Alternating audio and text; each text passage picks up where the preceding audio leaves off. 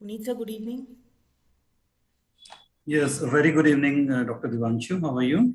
I'm good, sir. How are you? Everything fine? I guess that audio and video are perfectly working. So if you have a presentation to share, let's quickly check the PowerPoint presentation as well, sir. Yeah, I've shared the presentation. Is it visible? Yes, sir, it is visible. I'll request if we can please start with the slideshow as well once. Okay. Okay, let me see. Shall I enlarge it first? Let me see. No, sir, I guess once the slideshow we can start with. Now, is it visible?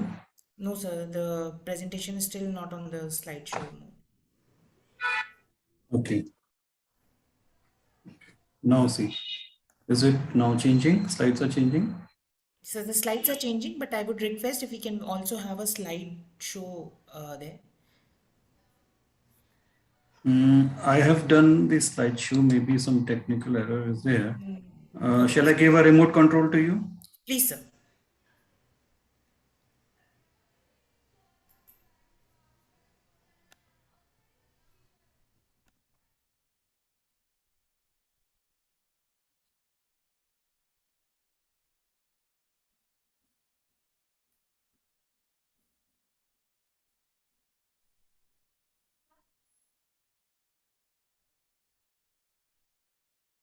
One second, sir. From the beginning.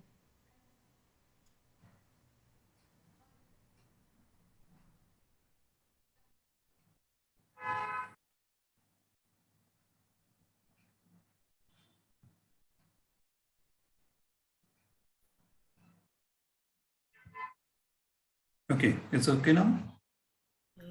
Not yet, sir.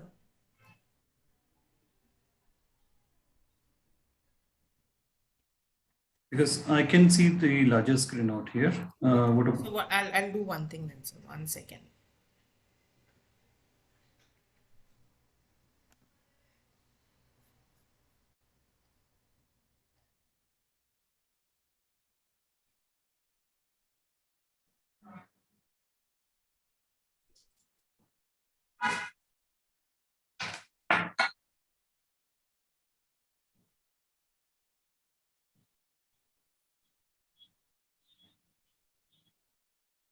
Sir, okay. So can you please start it once again? Okay, Start sharing it once again, sir. okay. Let me see. Do I have the control? Yes, sir. I've given you the controls back. How do we go about?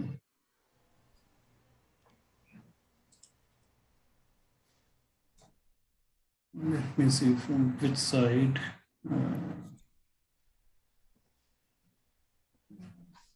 I'm not able to have that sharing option available out here. Okay, so one second. I'll just give it to you. Please check it once Okay. at the bottom, center bottom of your screen, sir. The green button, share screen. Just a minute.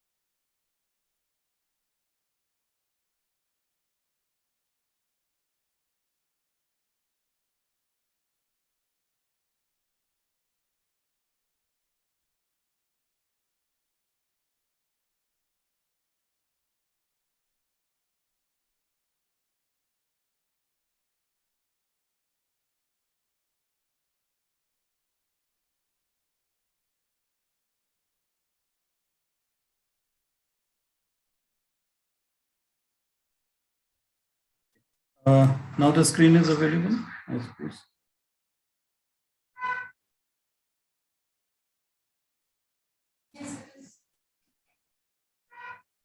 Am I audible to you, Dr. Vivanshu? Yes, sir, you are audible, sir. Right.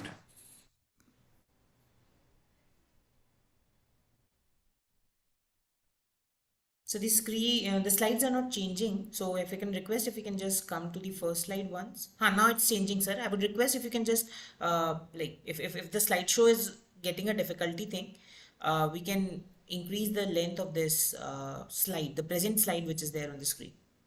Yeah, I'll do that. Is it okay now? Yes, sir. Then it just will be gone. Okay. I guess this is perfectly fine, sir, and we are good to go, sir. 1 second, just.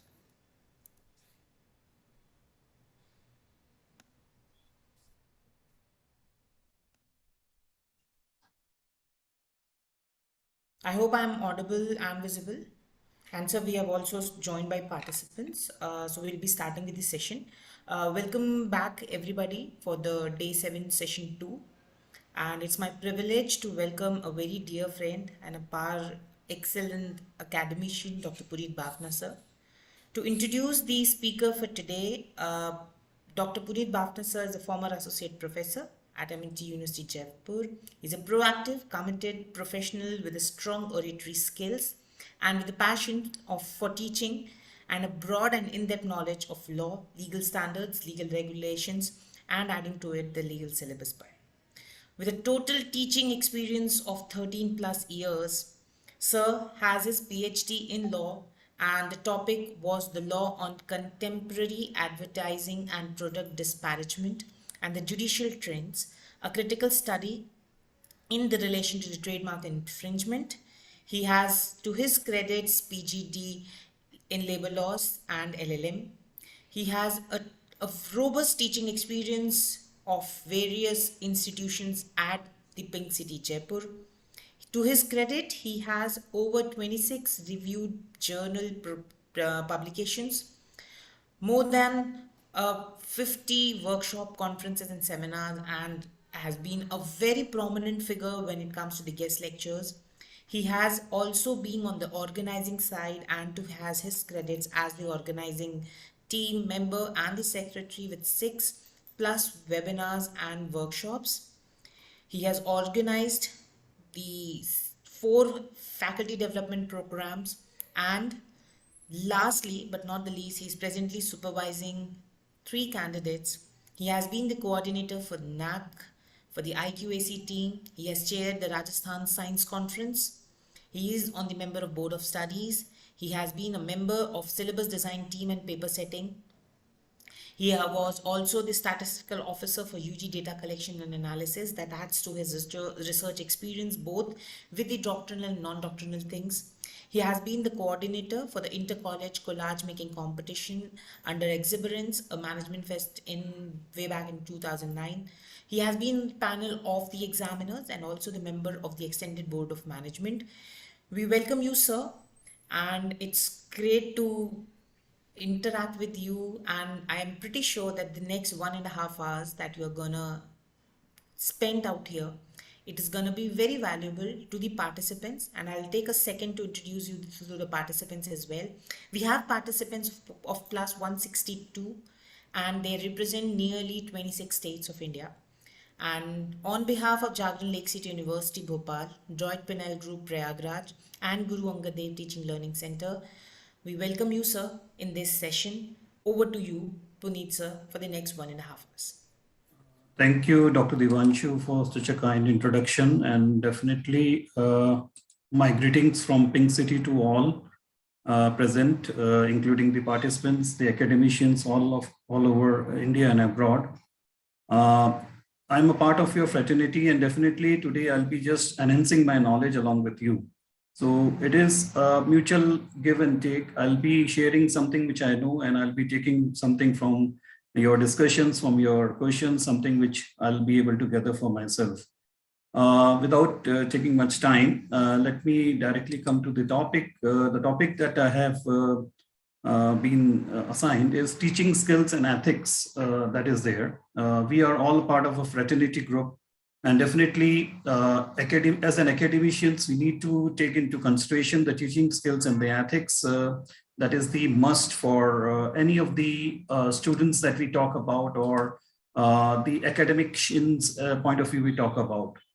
Now, moving a little further, let us come to the next slide that is there. I'll just, yeah. We know very well that as an academicians, we need to enhance our skills. And the skill enhancing is quite very important for any of the academicians that is there. And we need to be very careful regarding the skills enhancement that is there. Now, skills, when we are talking about as an academician, skills for the 21st century teachers, what is required and how it has to be enhanced. Certain questions that pondered in my mind, and I have just jotted down on the screen before you. What could be the instructional skills that could be there for the 21st century teachers that need to prepare our students? And how are they different from the skills? That is, their second question is, how are they different from the skills that teachers need to prepare from the past? So that needs to be taken into consideration. Based upon these two questions that came into mind, I'll be taking you to the general idea how the things go about in this particular process when we are there in this particular process of generating new skills. There are certain words that will be coming up for our knowledge, and one word that I'll be making you clear about is a competency. Competency is a little larger than skills, and we'll be understanding about it. So the punchline that I'd like to share with you is that the new teaching requirements for the present 21st century is that we as a teachers need to be a little more competent. And we need to be a little more careful in terms of dealing with the students and as well as our peers and the seniors that is there. Now, how the skills generation takes place, let us come to that particular point of view. Now, generating new idea is a key that is required in this particular modern society, because today's student is different from the past, and definitely in future also will be having a different set of students. What we need to understand is, we as the professionals, the teaching academicians, we call it ourselves, and that has been the word that has been coined since ages, that we are the gurus. But at the end, I'll be trying to make it that we would like to go towards the particular direction, that is Sadguru. And I'll be making you a clarification regarding a guru and a Sadguru that is there. So let me just first go about with the skills, and then I'll be going towards that particular aspect as well. So what we need as professionals that we are, we need to have a culturally competent, what we can say, and a talented society that is there. And the concept of skills is now going towards the concept of life skills as well. And that we need to take into consideration in this particular process of our modern society, because life skills involves little more than the skills that is being taken into consideration. It's nothing about the teaching. It's something to do with the social behavior and the aspects that we need to take into consideration for our students and the society as well. So life skills is the primary focus that we'll be dealing in the coming time, and that needs to be taken into consideration. Now, for developing the life skills, what we need to understand is we need to be culturally competent. We need to be talented in terms of the subjects and the area, or what we can see, the arena that we have been into. We need to be innovative and creative. Innovative and creative, as the word says, something which, a new thing that was not there before, a thing that was not there before has come up. So that is an innovation that we need to be taking care of. We need to be problem solvers. We need to come up with certain solutions to the problems that are there. And definitely we are doing it as a part and parcel of our daily work that is there. But we need to come up with certain innovative and creative ideas so that the students and the teaching fraternity and the academicians as a whole are able to share a large part of our, what we say, a growth in terms of the academic knowledge as well. We need to be a little more critical thinkers, and that is really required, because in the present scenario, we are thinking a lot, but in the aspect of the students, in the aspect of the society at large, in the aspect of the academic world at large, we need to be a little more critical thinkers in terms of the things that are being going about in the society, that is the academic society we are referring to. Now, what is our purpose? Our purpose is basically, in order to develop the skills, we need to provide students with the skills so that they are able to work collaboratively and sensitively in a team. That is the foremost and the important thing that we need to take into consideration. Now, why it is required? Because we want our students to be the decision makers for the tomorrow. And that is really a challenge, because we have what we can say cultural diversity. We have people from various backgrounds. We have students from various thinking, what we can say, mindsets. So we need to take into consideration and give them the best that is possible in terms of what we can say, this particular decision-making policy that we needs to be taken by the students. So we need to be a little more concerned about these students in terms of a skills pattern that is there. We need to plan and manage their time effectively, and that is really important, because today's student says that he is much more occupied than before due to the innovations, due to the IT technology, due to the communication skills that is there. So many other aspects that are being taken into consideration. So we need to plan and manage their time effectively. That is really required. We need to listen to one another. If you're talking about, that is the academia on one side, the teachers, fraternities, the faculties on one side, and the student fraternity on another side. So we need to listen to one another. We need to engage them. We need to be a little more sensitive. We need to be a little more concern about these students. That is one of the important skills that we need to develop apart from the teaching skills that we are talking about. Then we need to choose the right communication strategy at the right time, and that is really required at any point of time.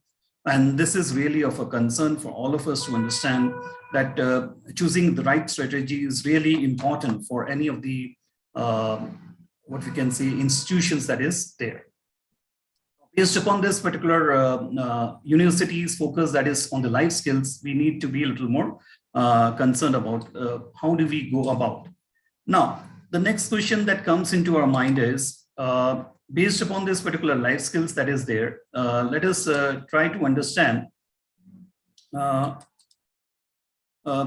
could be done in terms of taking into consideration regarding this particular life skills. Now, as I told you, there's a word that is a competency that needs to be there, and it consists of one or more skills that is there in able to attain a level of competency that is there. Now, as I told in the starting, the competency is a broader term.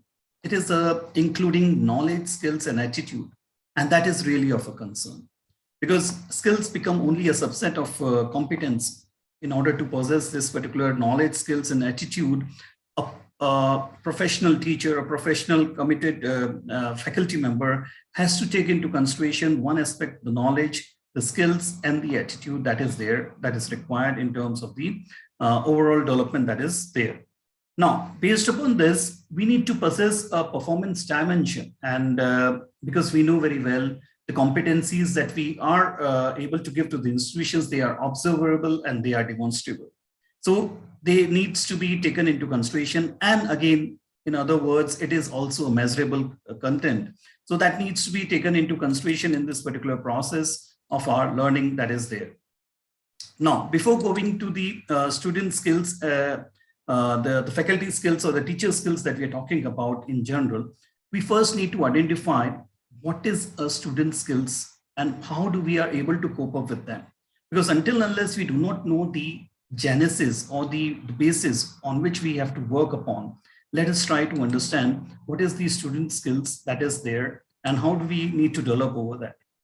First and the foremost thing is we need to develop a certain thinking and problem solving attitude that is there, so that the students are able to have a thinking, logically thinking that is being made available to them.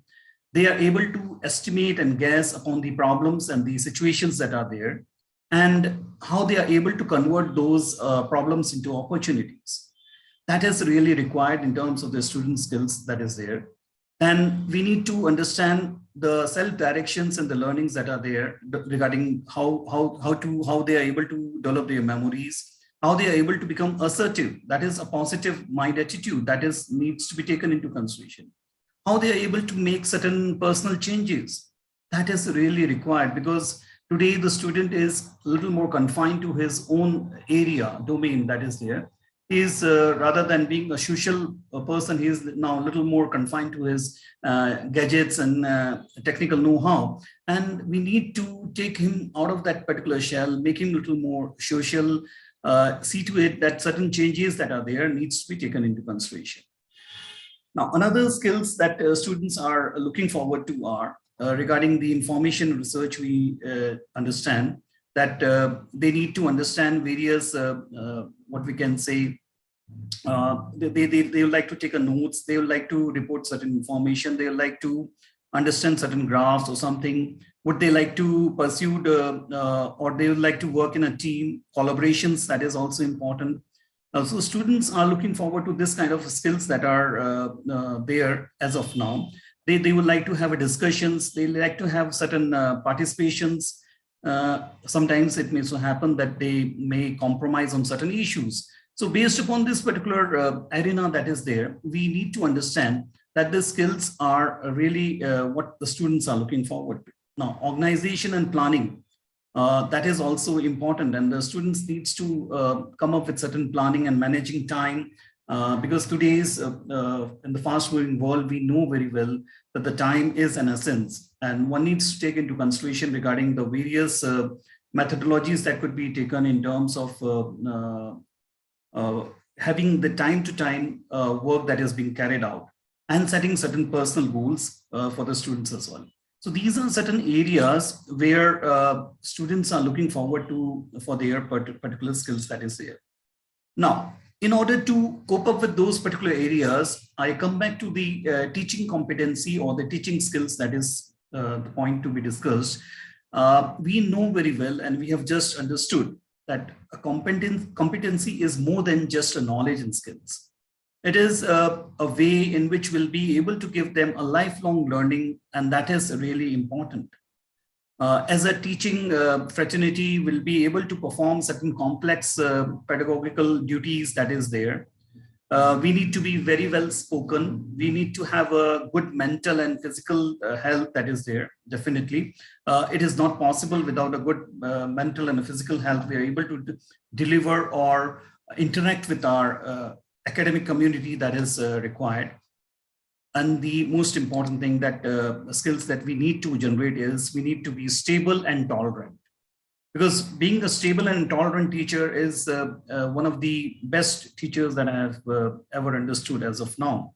Because if you're able to be a patient listener, a patient teacher, definitely you'll be able to solve many problems without saying or without murmuring a word to other people. Because the problems themselves are lowered down as and when the time goes by. So one has to be very patient, that is there. So stable and tolerant skills have to be developed.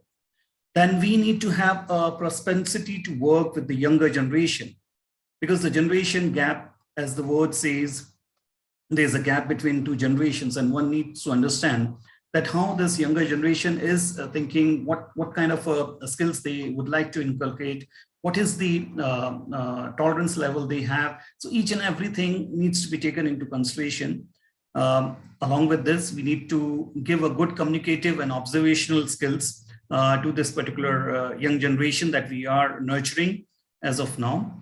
And we need to come up with certain imaginations and thoughts and leadership tactics that is required for this young generation, because young generation would like to have those teachers as their role models or as leaders who are able to come up with certain new innovative ideas, new ways of talking to them, giving them a new solutions. And that is really required as of now as one of the teaching skills that we have. Based upon this particular discussion, how do we go about? Now that is really of a concern. So we know very well that our professional careers require both the administrative and the academic responsibilities as a whole at any point of time. And we are to have ourselves at some point of time with the academic responsibilities and at a certain point of time with the administrative responsibilities as well.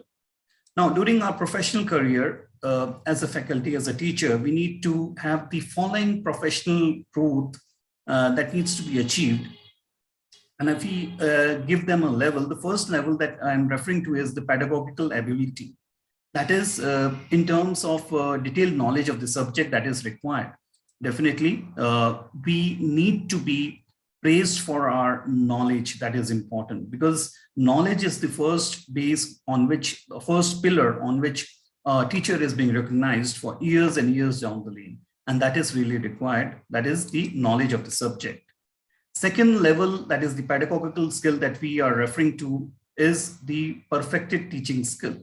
When I say perfected teaching skill, that refers to, because we know very well, nobody is 100% perfect.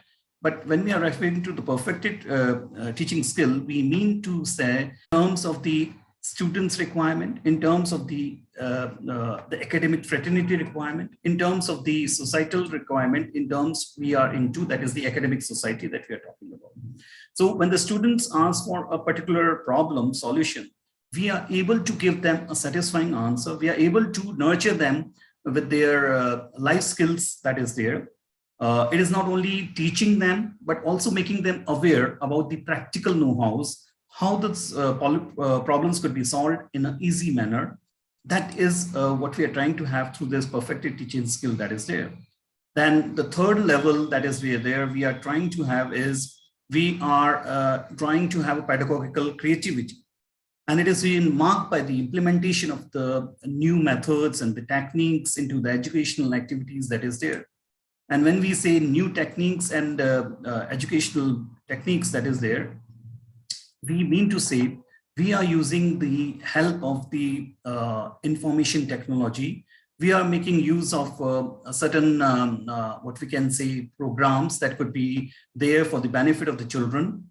I'll give you an example. I'll share one example that we had tried to do in our institution prior.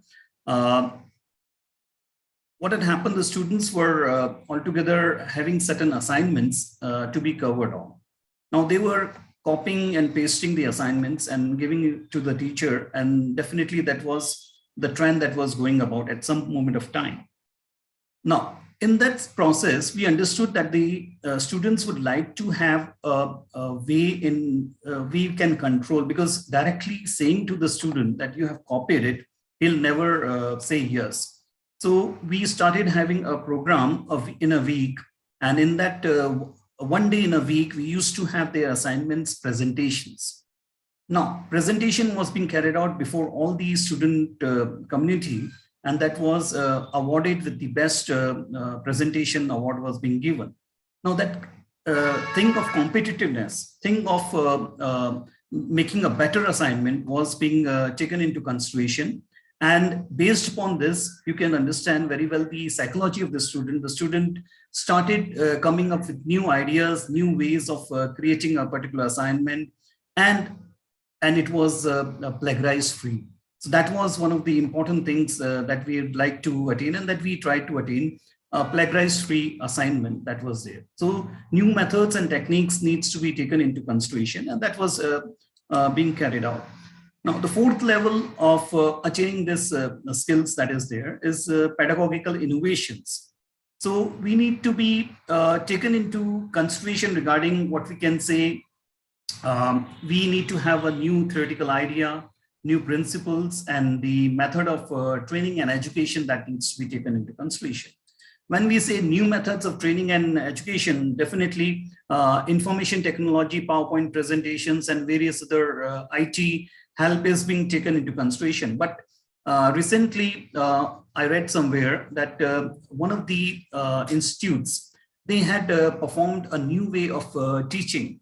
They had taken students outside the classrooms, but in the campus itself, in an open area. And that was being performed on those, say, 10 to 20 students regarding the teaching that could be taken into an open area. It was a silent area. It was free from any of the noise pollutions. And definitely what results that had come up was at the end that those students who were in that particular open campus, they were able to grab new things, new ideas, and new techniques a little early than those who are in the closed classroom. So it all depends upon the situation. It all depends upon the institution. It all depends upon the policies of the institution. That is definitely we need to be considered about. But what I'm trying to give you is this pedagogical innovations definitely are there to be considered in that particular process as a whole. Now, further moving in this process, so these are certain ways in which we can definitely come up with what we can say, the teaching skills that we need to be taken into consideration. Now, there is another component that has recently been discussed and is of a concern for all of us, is named as pedagogical culture. Now, this is something which has come up recently, and that is really of a concern for all of us to understand. What is this pedagogical culture? It consists of three components, and they have been told as axiological component, technological component, and heuristic components. Now, what are they? Let us try to understand. Axiological component, if you're talking about, we are trying to make them understand that the teacher acceptance of the values of the pedagogical work that is there. And that means the teacher is ready to understand whatever the theoretical work or the pedagogical work that has been done by the student or done by the community of the students, that needs to be taken into consideration. So teachers' acceptance for the pedagogical work has to be there. Second technological component that comes into the pedagogical culture is it facilitates solving different pedagogical tasks that is being assigned to the teachers. For example, a work has been given to the teacher to carry out a certain, what we can say, data work that is required for a particular chapter that needs to be taught in the next day. Now that data work is to be carried out through a software or through particular calculations that is required. So that technological component that is required definitely is of a concern before entering into a class, and the teacher needs to have that skill in order to be what we can say, to help the students in terms of getting a correct answer. So that is really of a concern, and that technological component needs to be taken into consideration at that moment of time. Then the third part of the pedagogical culture that is of really of a concern is the heuristic component. Now, what is this heuristic component? For example, setting certain goals, certain plans that needs to be analyzed. And sometimes it happens that the teacher himself or herself would like to criticize for herself. For example, I'm giving this session today. Maybe a few minutes later or after the session, I'll be criticizing myself. What is the thing that I would like to correct for myself or improve for myself? So that is self-criticism that is required. So that heuristic component is really of a part, and the creative part of the pedagogical activity needs to be taken into consideration in order to improve. So we are considering it on a positive note, right? So in order to improve ourselves in this particular society that we are into, because why we have referred to this pedagogical culture, reason being, we have students from various backgrounds. We have students from various aspects, from North India, South India, East, West, or maybe abroad. So based upon this, we need to give them the best that is possible, and that needs to be taken into consideration based upon the students' goals and plannings that we need to take into consideration. Now, further moving into this particular process, let us try to understand that there's a big challenge before us, and that challenge is nothing but the 21st century teaching competencies that we need to develop, and those skills that we need to impart to ourselves and to the society at large. From, as I told you, Guru, we would like to become Sadguru. I'll come to that definition a little later and make you understand what is the difference between the both of them. So as a teacher, we would like to have certain skills that is required in this 21st century competencies that is there. First and the foremost thing as a teacher or as a faculty we'd like to have is the teacher's ability of leadership. Now, when we say leadership, it doesn't mean that we hold a flag in our hand and we move onto the roads. No. As a leader, we would like to have something that the students imbibe us, students remember us lifelong. And how it is possible? It is possible through the techniques and the ways that we are using them, what we are demonstrating them in the class, outside the class, in the campus, as and when the student is asking for the help. Now, there are certain ways, let us understand.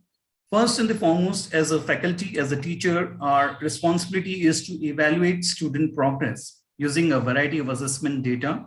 You maybe because the reason being the student would like to be assessed, would like to be knowing what percentage of marks the student is carrying. So that is really of a concern. Then we would like to have a certain, what we can say, a data that needs to be developed for the classroom and the instruction plans that is there, that needs to be followed for a methodological, timely, and committed work that needs to be carried out. So that is really required. So this is leadership quality that we need to take into consideration. Then we need to have certain, what we can say, students' facilities that is required for an orderly classroom, how the students will be seated, what will be the process if a particular demonstration is to be given to the students, who will be allowed, will not be allowed, what will be the time period, when will be the bell ringing up. So each and everything needs to be taken. So orderly classroom needs to be taken into consideration. And that is really of a concern for any of the class that is there. And positive management of the student behavior. Definitely, there are a number of students with different psychology, different backgrounds, different way of thinking. So how do we tackle them? It is not always that we try to scold them. It is not always that we try to be on behalf of them, or we are in the middle path, because both are the ends. One is scolding and one being with the student, and middle one is you are making them understand what is right and what is wrong. So that needs to be taken into consideration. So positive management of the student is really required at any point of time. Here I will give you an example. What had happened with me in last few ways that in the various institutions that I was there. There was a student who was a little concerned about his new pen that he bought, and that pen was a little costlier one, and he was sharing that in the class when the session was going about, and he was making noise with that particular pen, and he was trying to distract the class, saying that this is a new pen and their peers should look at that particular pen. It came into my notice. Initially, I did not disturb the class. But later on, the student took it as a, what we can say, as a right, that what he is doing is correct.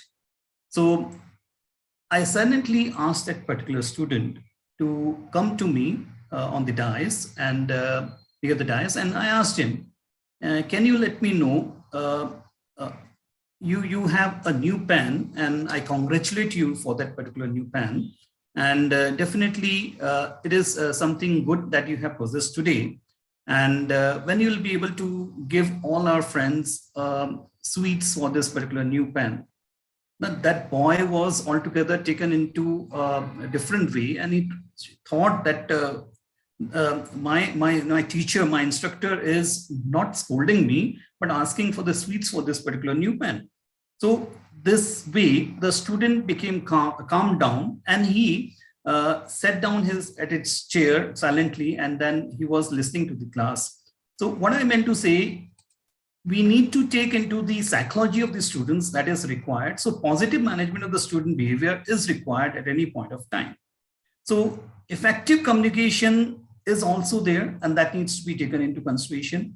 And we need to assess that if there is any student or there's any dangerous behavior that is there in the surroundings, that needs to be taken into care, and proper action has to be taken at that moment of time. So this is how we are able to understand that we need to lead the classroom in the way that we can, because as the teachers, we need to be a little more careful, and that needs to be taken into consideration. Now, Apart from this, being as a leader, we also have a leadership quality in terms of certain professional activities that has been given to us, certain professional work that has been assigned to us, because we know very well, because we are teaching from day long and we are tired, and we sometimes feel that administrative work is really a painful task. But at the end, when we are able to complete a certain small task day by day, we find ourselves as a different person than the day before. That is really of a concern for all of us to understand, because that is really of a concern, and we need to take into consideration regarding the same. So teachers demonstrate leadership by engaging in collaborative and collegial professional work that is there. Then we also see to it that we are identifying the certain improvement plans that are taking place in the college as a whole, in terms of the academics, in terms of the new guidelines that are coming up, new education policy has come up. So we need to be a little more careful in dealing with those particular aspects, that is as a whole. Then displaying the ability to use appropriate data to identify certain areas of need that is there, that is really required at any point of time. So that is the leadership qualities that we are discussing about. Then when we come to the teaching profession that is there, we need to be more professional in terms of our teaching and learning sessions that is there. We need to develop certain professional relationships and the networks that is there amongst the society. We are into the academicians that we are, and definitely the purpose of socialization or developing professional relation is enhance our knowledge, to make ourselves a day better than a day yesterday. That is really required, because knowingly, unknowingly, we are trying to share the knowledge, give what we have and receive what is not there. So that is really of a concern. And you will see that the changes come inherently amongst the teaching fraternity as a whole. For the young teachers, definitely first time when they stand on the podium, they really feel fear in their hearts at what happens if the students say something. Definitely that is really of a concern. And with the passage of time, the fear is overcome, and they understand that students are a part of our, what we can say, same group academia that we are into. And definitely, if we have a knowledge base, we are able to have a control over the students as well. And that is the foremost requirement that we require at any point of time.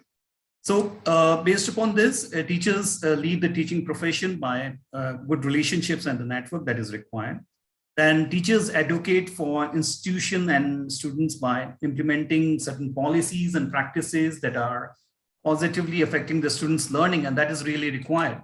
So this way, the skills inherently, or what we can say through interaction, the skills are being developed among the students and the teachers as a whole, and that is really of a concern.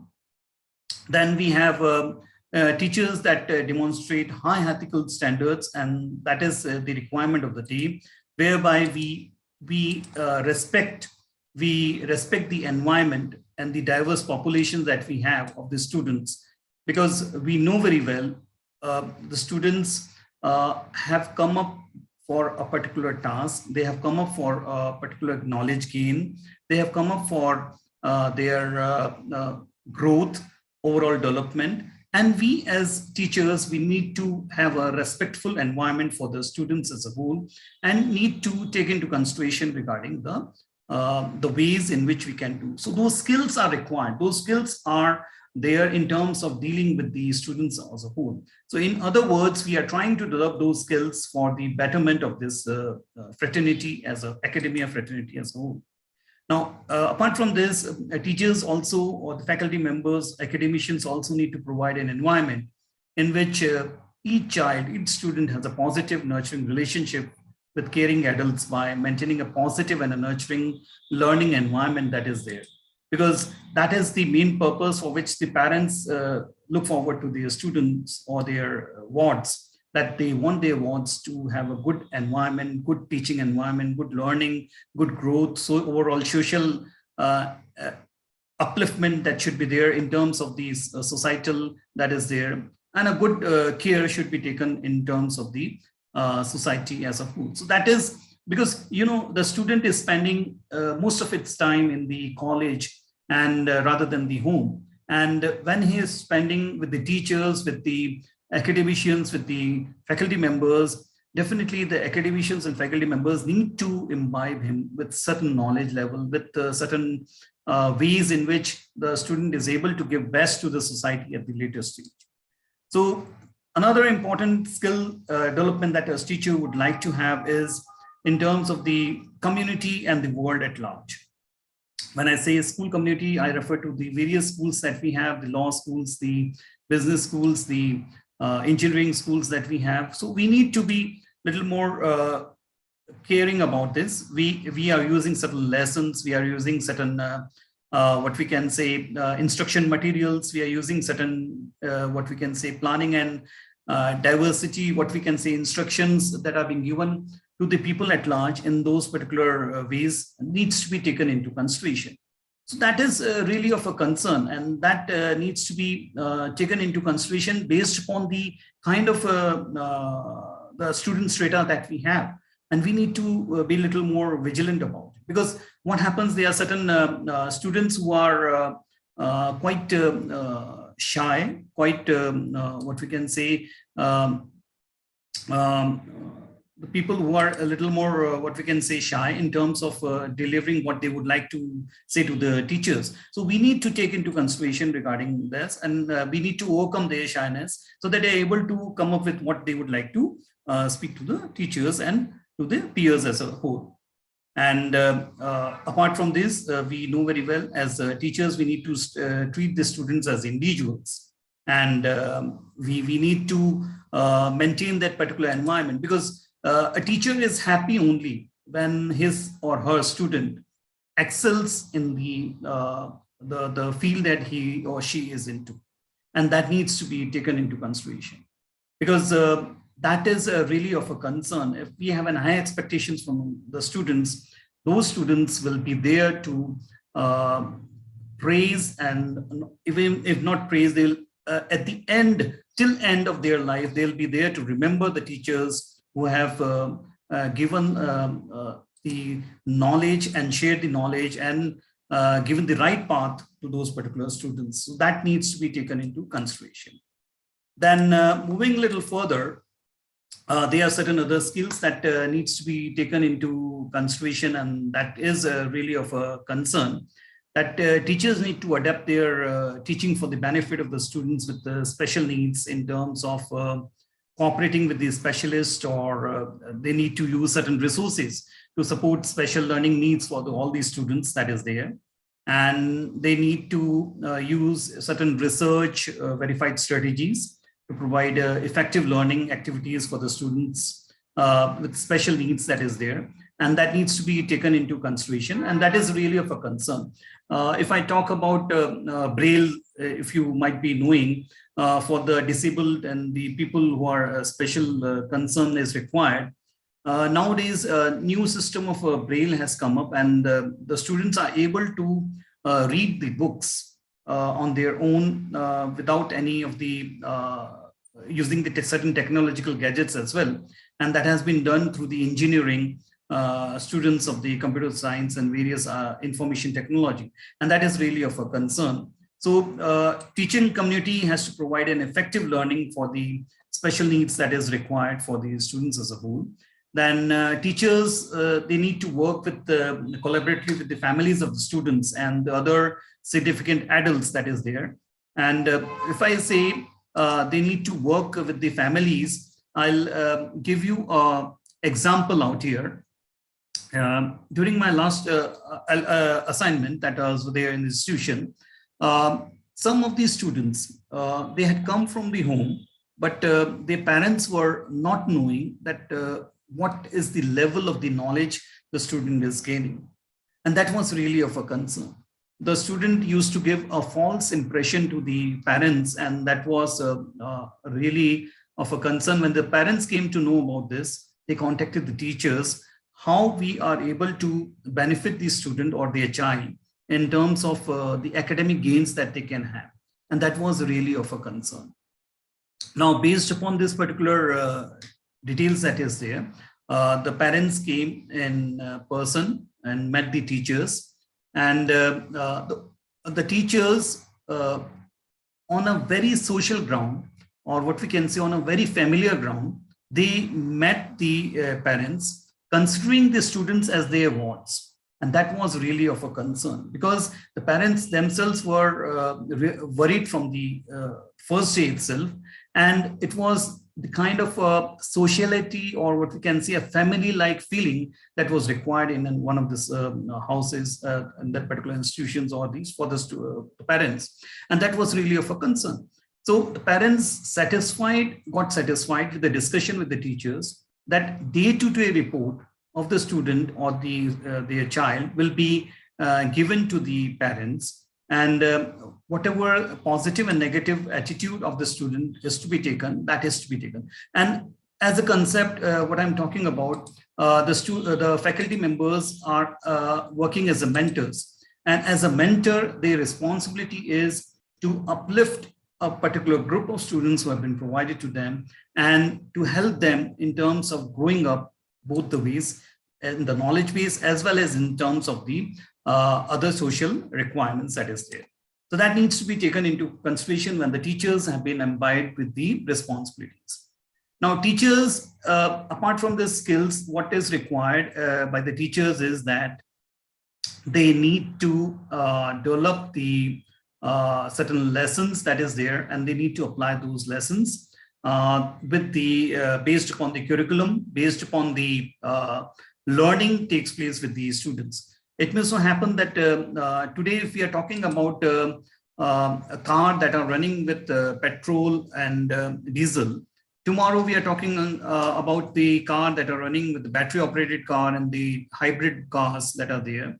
Day after tomorrow, we'll be talking about the cars that are based upon the biodiesel or biofuel, or they are based upon the carbon dioxide or various other elements that are being converted into fuel ignition. So based upon the changing environment, what I mean to say is we need to develop the content, we need to develop the curriculum, we need to enhance the knowledge of the student based upon the requirements that are there, and what is required, what is the demand of the day that needs to be there. So that means the old curriculum should not be taken for years down the line, because the students definitely will not be upgraded in based upon that, and that is there. So this is just a small example that I wanted to share with you. Now, then the next important skill that we need to understand is that the teachers honor the content appropriate to their teaching specialty by demonstrating a particular level of content knowledge that is required. And they would like the students also to participate in certain content area, and maybe some data work, maybe some kind of research work could be carried out, so that further knowledge could be enhanced and the students come to know about how the things are going on in that particular process. So that is really important. And the teachers need to be in consensus with the students, make them understand what is the importance of this way of getting the things being done. And that is really important. So these skills are required, and that needs to be taken into consideration. Then teachers need to show that they recognize the interconnectedness of the content areas and discipline, and based upon the global awareness, what is going about in the outside world that is there, not limited to our country itself, but outside as well, and what is the requirement for the coming time that needs to be taken into consideration. And definitely, a lot of details have to be mentioned in any of the contents that is being prepared by the teachers, and that needs to be taken into consideration. Now, based upon this, what we find that we need as a society, we as academicians, we as teachers, we need to show them the ways in which learning takes place, both the intellectually, physically, socially, emotionally, and overall development of the student takes place that is there. And that needs to be taken into consideration in terms of the strengths and weaknesses of the students needs to be identified by the teachers. That is another important challenge for the teacher, that we have a classroom based upon different levels of the students that are there. And we need to identify different students, and we need to first take into consideration the the average students who are there, the below average students who are there. Because if below average students are able to cope up, definitely the average and the higher average students will be definitely able to cope up. So that needs to be taken into consideration, and the faculty members, teachers as a whole have a high responsibility for this. Then we need to have various methods of for the students of instruction. It's not only one chalk and duster method that needs to be applied while teaching. We need to talk to them. We need to discuss with them. We need to make them familiar with certain concepts. Once I asked one of my peers, my fellow academicians, when you enter into the classroom, what do? You directly go and start teaching, or you discuss with the students? What is your way of getting the work being done? What is your modus operandi? I just wanted to share with him. So he told that I go and directly teach and then come back. I told him, we were just having a discussion. I told him, rather than going and just teaching and then coming back, why don't you go for 2-3 minutes, just talk to the students? How was their day? What difficulties they had faced? Just 2-3 minutes, just to have a social interaction with the students, and then take the class based upon the way that students are thinking over, and then at the end have a discussion with them, and then come back. Now, for 2 or 3 days, he tried this particular method, and he was surprised himself to understand that the students who were not liking him previous to 3 days, they started liking him in the coming 3 days. The only reason being that as a faculty, we need to be a little more out of our shell of teaching and coming back. We need to have certain social responsibilities to the students in terms of interacting and making them comfortable. So that is one small example that we had with one of the peers that I wanted to share with you.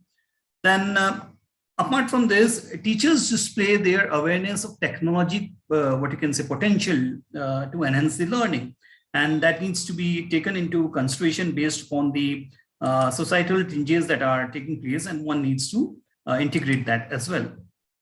Now, as our teacher, we need to reach the students. We need to help these students in terms of what we can say, growing or making them an individual, more ethical, moral responsibility with a critical thinking and a problem solving. That is really required in the present scenario.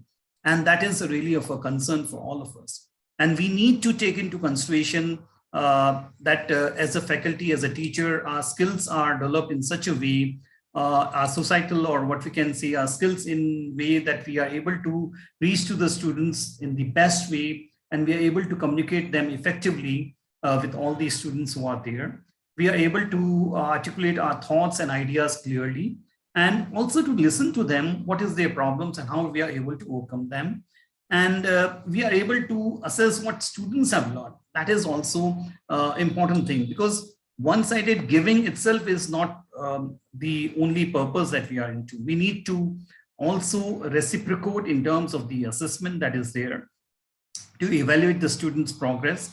If the student is facing some kind of a dilemma, we need to give him the right instructions that is required. So based upon our interactive skills, based upon our thinking skills, based upon our pedagogical skills, based upon our knowledge skills, we need to imbibe with the students, give them the best that is there. And so that students are able to attend the 21st century knowledge, skills, and dispositions that is taken into consideration. Now, based upon this, what is of a concern is teachers need to analyze students' learning by using data to provide ideas and what can be done to improve the students' learning. Teachers should link professional growth to their professional goals as well, and that needs to be taken into consideration as a whole.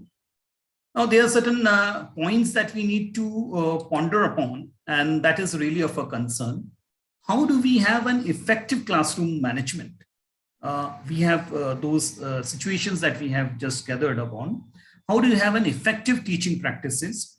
How do we have an effective assessment? and how do we have what we can say technological skills that could be taken into consideration, that is really required as a whole. Now, based upon this particular discussion that is there, in order to have an effective classroom management, we need to maintain certain moral, certain disciplines, promoting teamwork, that is also really required. We need to have a certain planning way of method, communicating, focusing results, that is required for an effective classroom management. We need to promote certain positive relations, that is there, and like cooperation and purposeful learning that should take place at any point of time, and that is really of a concern.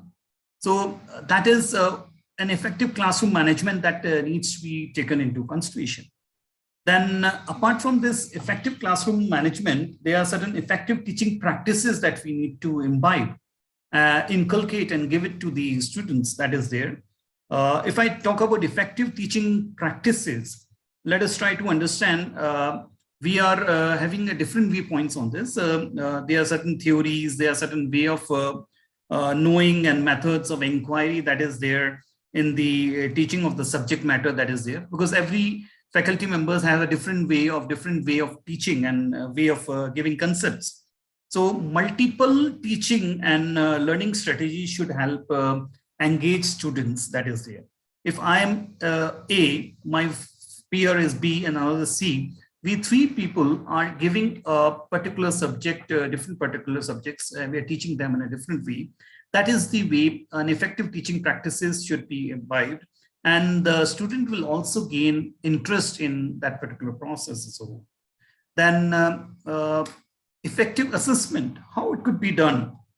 We know very well, we conduct tests, we conduct certain marking scheme, we carry out certain quizzes, that is another way we can go about.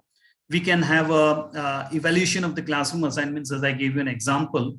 Once in a week, we have a presentations in front of all the class. So that could help us in terms of having a positive growth for the students, and they are able to compete with each other for the best presentation that could be there, awarded. Then students' performance, their projects, their achievements could be taken into consideration. Then we need to encourage them for their personal goals for learning, and that is really required. And at any point of time, the personal goals needs to be taken into consideration, and that is really of a concern. Now, when we talk about the technological skills or the technology skills that is required for all of us, we teaching fraternity, what is technological skills? It means that we need to know when and how to use current educational technology that is there, and as well as the what is the appropriate type of technology or the level of technology that is required for maximizing the student learning that is there. It may sometimes happen that we are using PowerPoint presentations, but the requirement of the PowerPoint presentation is not there. We need to take a whiteboard marker that is required for that particular work that is being carried out. So based upon this, we need to understand which kind of a technological skills that we require at that which moment of time. So that is, these are certain points that we need to, as academicians, need to take into consideration for effective teaching that is there. Now, coming to my second part of the discussion for the day today is the ethical issues that is there. So the next part that I'll be discussing is the professional ethics in the teaching community and the strategies to promote the ethical standards that is there. How do we go about? What is the big criteria based upon which we need to improve upon this? So teaching skills is one part. Ethical issues are one of the important issues that are being considered in the today's scenario as a whole, and they has to be taken into consideration.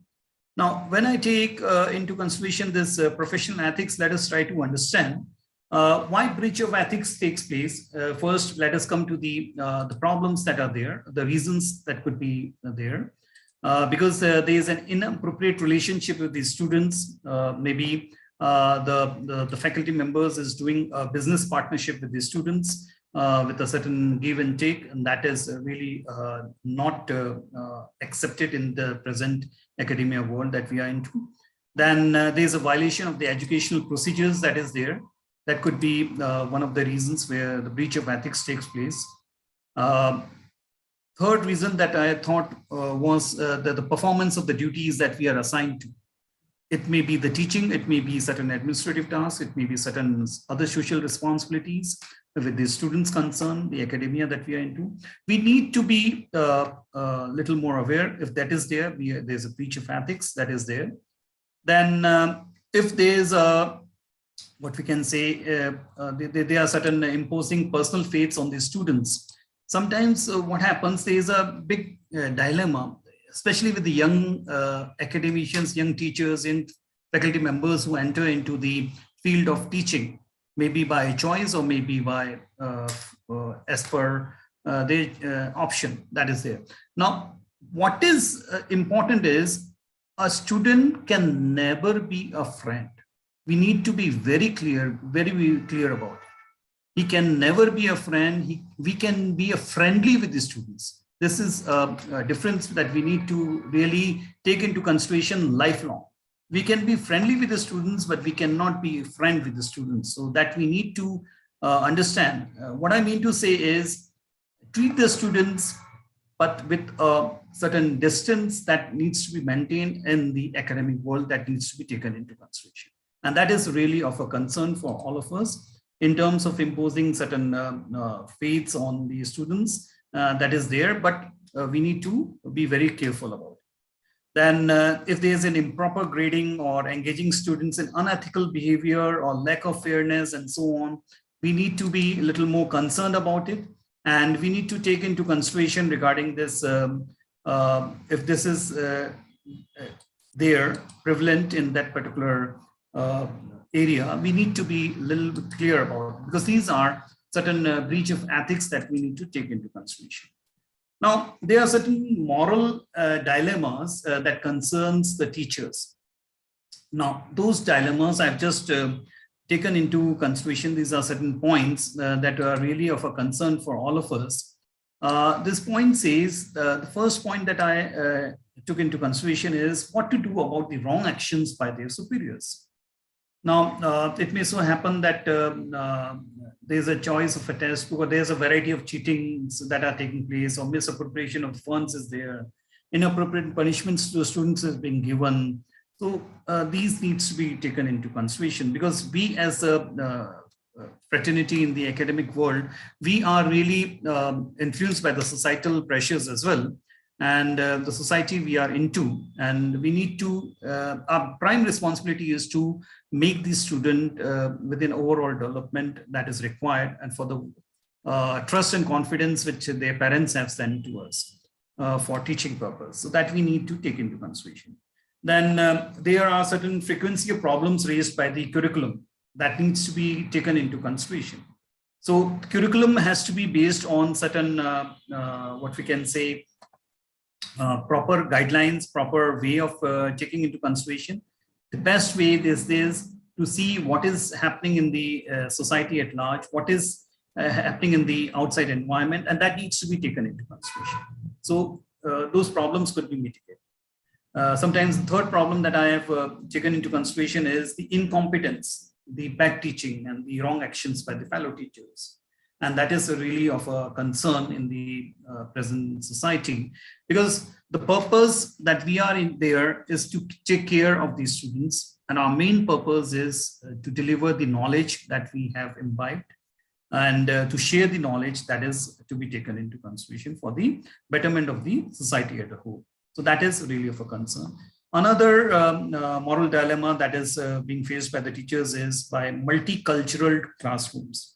So you have people from various backgrounds in a classroom, how you are able to cope up. That is again an ethical issue that we need to consider. We need to take into consideration their backgrounds, as I told you in the initial slide. The fifth moral dilemma that I considered was an unsatisfactory response to the problems by the department. And that is really of a concern for us as a fraternity, that we have certain problems and we need to take into consideration, and that is really of a concern. Now, there are certain solutions that I have thought over. What should we do in order to promote the ethical standards? How can we promote the ethical standards? The first and the foremost is we need to be ethically conscious, and we need to encourage our fellow members, our fellow fraternity teachers to be professionally competent and ethically conscious, and that is really important. And the institutions, they should urge their teachers to keep in mind the aims of education. They should encourage them. They should conduct seminars, symposia, workshop, various kinds of activities that are there. And there should be certain illustrations. If there's a certain unethical behavior, that should be depicted and that should be brought into notice of the teaching fraternity, and that needs to be taken into consideration. So these are certain ways in which we can, what we can say, minimize the ethical issues if they are persisting in any of the organizations. Then another way is we can make certain groups of the teachers with experience as being the mentors, and that group can help the peers, the young ones in the institutions. They can interact with them, calm them down, give them the knowledge, experience, share the experience, and make them understand that this kind of problems could be solved without any other hassle. So hassle-free communication should be there. Then it may so happen that we know very well that there are certain consultant officers who can be there as a part of inter-quality assessment, IQAC, that we have. And each institutions have that all teachers should be informed about it. And so that the information that has been taken into consideration is being kept in a confidential way. And then a senior member of the institution can receive certain, what we can say, confidential information about the ethical problems. And definitely we know very well that we are toiling day and night from morning till evening, but we can sometimes devote, say, 10 to 15 minutes, little extra, in terms of coming out with a solution to the problem that is there, and we need to take into consideration. Another way in which we can really come up with this problem or ethical dilemma that is there we are into, we can reinforce the teachers to motivate the teachers that with certain awards that is there, certain prizes for being the best teacher award that could be taken into consideration. And that could always encourage the teaching fraternity for a positivity that could be taken into consideration. Then certain orientation programs, workshops could be organized for certain self-discipline, then commitment, certain work ethics could be taken into consideration. So that is also one of the ways that we can go about. Then training programs on dealing with the moral dilemmas that is there, certain moral code of conduct, certain ethical values that needs to be taken into consideration. So these are certain points that I thought over to discuss with you and to share what I'm thinking about. And then we need to help the teachers to identify a certain distinction between the facts and the values, certain live examples of day-to-day functioning, because as an institution, we know very well, we interact with the students every now and then. Every student has a different set of demands, different set of problems. So we need to interact with each other and come up with certain solutions. And we need to bring down certain, what we can say, sort out certain superiority and inferiority complex that is there through a mutual dialogue that is required. And last but not the least, we need to reduce the prejudice that is there, substantial prejudice that is prevailing into the atmosphere. So that is required in terms of the ethical classes that is there. And definitely after this, I don't suppose that our institutions will not be having any of the problems apart from tits and bits that needs to be catered quite diligently, we can see. With this, I have tried to cover the details that is there, and I thank you all the listeners and for their patience listening. Though this time it's about to be 6 o'clock in the evening, I do understand it's very difficult, but I need to answer one question. I told that from Guru, we need to become a Sadguru. The question that I started with. So when I say Guru, we mean by the person who goes into the class and teaches and comes back. When I say Sadguru, we mean the member, the fraternity, academia fraternity goes into the class, he teaches, he listens to the problems of the students, he consoles them, he tries to solve the problem, and then he comes back with the solution. That is Asad. Thank you all for your patience listening. I stop here. Thank you so much, Puneet sir. I guess you nearly covered, they were not just the 26 slides that you covered, but I guess when it comes to the thing, it was your experience, and major of them were the practical one that a teacher, whichever domain we belong to, we all would somewhere just encounter with certain of the slides, and this wonderful presentation today would definitely help each one of us to take it. We still have some nearly 15-20 odd minutes. I request the participants, if they have got any questions, they can either raise their hands or can unmute themselves and take the questions up.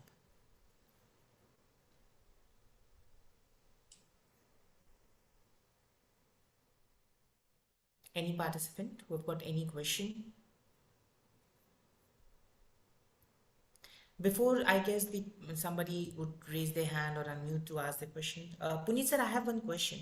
And I know that at times, and when you were talking about specifically that how the encouragements or other things, and we all go through, I guess, something in our routine life or routine years of academic process is something the performance based appraisal system, and I'm particularly confining myself to the part 3, which contributes towards the research portion.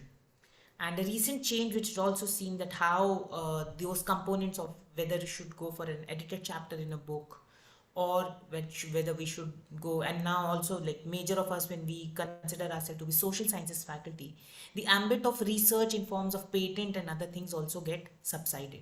So your take, sir, how can we take those particular things? And I guess both of us were being a professors and being a, I'll not call it professors, but a student of intellectual property rights.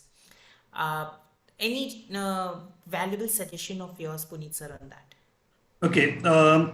First, I'll like to clear one thing. Divanshu, in the beginning, it was that 3 students are under me. The 3 students have qualified under me, and remaining are under me.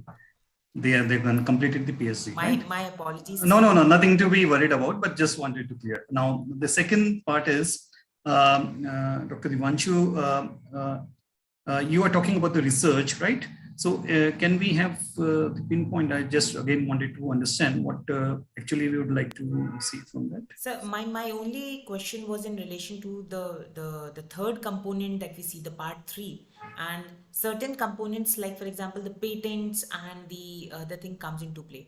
But major of us today, when we are a social science faculty, including law, the ambit of patent gets like something that we are not thinking of.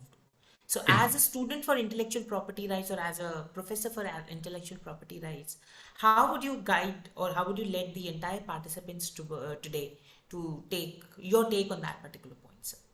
Okay. Thank you, Dr. Divanshu, for again making me understand. Now, let me make it very clear. We think that patents are not a part of our, as a legal fraternity we are into, or a social science faculty we are into. Even in the legal side, we have applied for the patents. As a law faculty, we have applied for the patents, and the patents have been granted our name. I'll give you one example in order to clarify this question. In Australia, there was a water project that was being carried out through the government of India and the Australian government collaboration, in which the academic fraternity was invited to give their valuable suggestions on the project. The fraternity, not only from the engineering background, not only from the biological background or from any other things, legal background also, the faculty was required to attend that particular project. And the legal fraternity was to take into consideration, the social science faculty was to take into consideration the environmental effects, the environmental challenges. The legal faculty was there to take into consideration the patent know-how, the details that could be taken into consideration for the purification of the water in India as well as the Australian continent as well. So what I mean to say is patents, now why patent was being granted? Because that process, patent is granted on the product or the process. Let me make it clear for those who are not aware about it. So if it is given on the process of that purification was a unique one.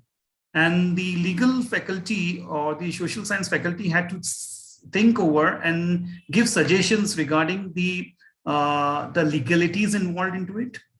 And the social science faculty was there to take into consideration the economic challenges and the various aspects that were underlying it. So that was really a challenge. And for that, a teamwork of all the faculty members from various fields was considered. And that was really the requirement of the day. And that team did the fine work. It took around 1.5 years down the lane, a little more than that. And they had gone through all the pros and cons, and the patent was granted in the name of all these 7 to 8 faculty members who were there from different universities, not from the same university. One maybe from maybe from Madhya Pradesh, another from Tamil Nadu, another from West Bengal. So all of them did a collaborative work. So what I mean to say is, what Dr. Devanshu would like to ask me through this question is, it is the collaborative work of the faculty members that is required, and the patent and the is being granted as of now, because patent is not what we think that some mechanical work is being made, so only engineers can take it, only the science students can take it.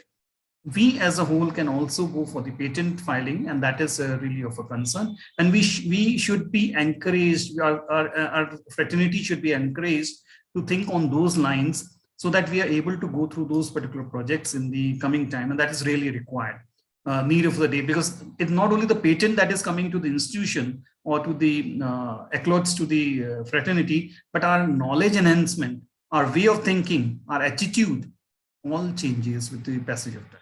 That is it. Hope I am able to answer your question, Dr. Devanshu. Yes, sir. Thank you so much. And I guess that is something I also wanted through you, that everybody here, that even when a faculty for music or a faculty for political science thinks that particular thing, the models and other things, and now also the 2005 amendment, post the 2005 amendment and the patents, the process, and rightly pointed out and emphasized by Puneet sir, the word process. And the process could include the project and all the, if psychology faculties are there, the test and how those particular things are being taken are also under the purview of getting valid patents. And good part that the Indian IP Society is also now promoting more such things. So thank you so much, sir. I would take this as my last call. Any participant who's got any question can please raise the question by either unmuting themselves or by just raising of the hand. We can even use the chat box for that option. I would help you with the question, and Puneet sir would be able to answer that question as well. Sometimes what happens, Dr. Devanshu, either my discussion was clear to all, or it means even it was not clear to anybody, so no questions at all. That is my personal view. So we have two participants with their questions. Yes. I first request Priya ma'am if she can unmute herself and take the question. Priya ma'am. Yes, sir, I am audible. Yes, ma'am. Yes. You're audible. Please go ahead. Sir, actually, I am from education department. I am teaching BS. So I am asking, sir, there is any scope for patent in this field? Because I am not aware about this thing. You're asking about the patent in which area? Sir, education department. Ma'am is a faculty at the education department. Okay. So her query is whether she can go for patent of any of such things in her domain or her field. Okay. In education department, madam, a process, as I told you, product and process, there are two ways of getting a patent. So if you feel that a particular process of your teaching which you have inculcated, or certain innovative and creative way of teaching you have created, that could be considered to be a part of your fraternity of education in terms of the teaching. Hope I'm loud and clear to you. Perfectly, sir. And to add to that thing, Priya ma'am, even the requirement for a patent is only that you need to be of 18 years of age. That's it. So, as an Indian citizen, even like your fellow friends who are in physics or chemistry, and if they are filing a patent, you can be a equal and in point of being a co-patentee there. So that is also there. Also, the methods that we had a word. So your teaching method, process, as sir said, or any project or any model, that can also be taken for the patent, for the process patent, which has an Okay. equal weightage to the product patent as well. Okay, there's a question, I suppose. What about the musicians? It has been asked here in the chat box. Yeah. So musicians, you can always go for a patent because of your new lyrics and new sounds and ways that you can give to the world at large and entertain them with a unique way of creating it. So that could be always there. So hope I've answered. Meenakshi ma'am, you people are one of those born people who the entire copyright domain is for you people. So where we were only limiting ourselves to patents and other things, the copyright entirely is for you people. Whether whatever music that you write, whatever lyrics that you write, and whatever the combination is there. So the entire Copyright Act is for your protection and for your usage. And the part 3, from where this question majorly arises, the part 3 of the PBAS forms covers not only patent but also copyright things as well. Right. So that is also one of the things that I would like to. Sangeeta ma'am, I would request if you can have your question as well. Yes, Sangeeta ma'am, thank you, you sir. can unmute. Yeah, sir, Yes, am I ma'am. audible? Yes, ma'am, you're audible. Please go ahead. Yes. So, sir, I had a question with respect to the slide, which basically discussed about, the moral dilemma. So there was this point wherein it was mentioned that in case of, incompetency of a particular teacher, the teaching is not appropriate. So my question is, do we have, a what kind of social responsibility we have towards the student? How can we tackle such a situation? Is it based upon the teacher's incompetency or the student's side? No, the teachers, like let's say, a student comes up and, kind of, shares that, this teacher, whoever is teaching is not appropriate, the knowledge which has been shared is not up to the mark or something. So in this kind of situation, how do we tackle? Okay. This is a practical problem that you have raised, Sangeeta ma'am, and this happens generally in each and every institution. We have some young faculty members, we have some middle level faculty members, and some higher experienced faculty members. Usually this happens with the young faculty members and the middle level faculty members, whereby they are not able to give what is the content that is required to the class for that particular topic. Now, in that case, it is the role of the head of the institution or the mentors, as I told you. There was a solution that I had given.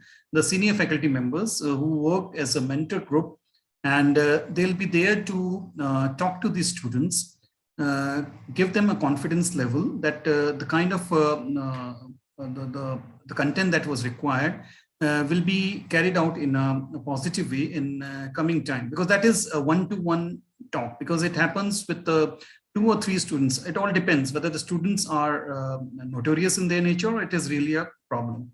And if they are notorious, then another way of dealing. If the problem is real, then the students will be made into confidence, because generally the class representative of the class is being made aware about it.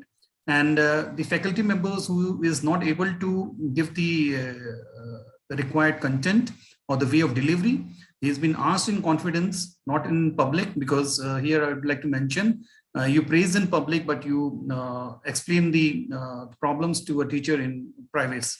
That is the golden rule that needs to be followed in any of the institutions in order to have their, what we can say, dignity being maintained. So we talk to the faculty members in person, and we try to give them the knowledge that is required by the student.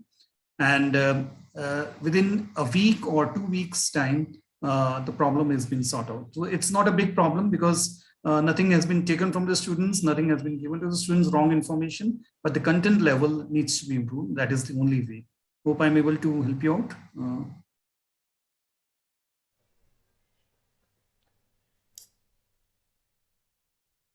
Thank you so much, sir. And I guess this brings us to the end of this very interactive session and very knowledgeful, sir. So, on behalf of Jagran Lake City University Bhopal, Droid Pinel Group Prayagraj, and the GAD Center under the PMNNTT model of Ministry of Education, Government of India, I would thank Dr. Puneet Bafna, sir, for sparing out time and not only sharing what all his experience towards the teaching and the pedagogy was, but also in his presentation of 26 slides have clearly identified what all can be an helpful tips if even if we have not gone through that situation, or I would say that sir has braced it up for us to be prepared of what arises next in our teaching life. So thank you so much, sir, Puneet sir, for this wonderful and very knowledgeful session. And looking forward to meet you very soon in person as well. And it was indeed something that today, after disconnecting from this session, I personally, and I can speak on behalf of such lovely participants out here, that we have got some new insights to apply into our teaching world. So thank you so much, sir. And with this, we bring to the end of day 7. We'll join by tomorrow for day 8. We are so sorry for the technical disturbances for past 2 days due to the heavy rainfall at the Central India level. Tomorrow, so we have shared the day 6 feedback form as well, and post this session around an hour, so we'll also get the post feedback form for day 7 as well. Um, uh, Also, we'll join by tomorrow for day 8. Till then, please take care of yourselves and stay safe. Thank you.